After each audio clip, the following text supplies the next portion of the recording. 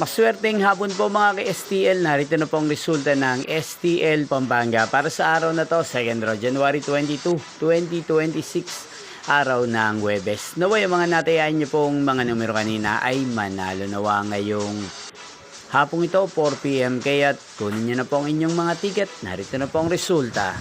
Ang mga numerong nanalo sa STL Pampanga ngayong hapong ito, January 22, 2026, 4 PM, second draw result, 13 at 37 in exact order. Again, 13 at 37. At ngayong hapong ito sa STL Pampanga, atin pong i-shoutout si Ate Ninita ng Pampanga. Shoutout po sa inyo, Ate Ninita. Sana po ay nasa maayos kayong kalagayan. At sa lahat po ng mga taga Pampanga, shoutout po sa inyong lahat. Magkita-kita pong muli tayo mamayang 8 PM. Thank you for watching.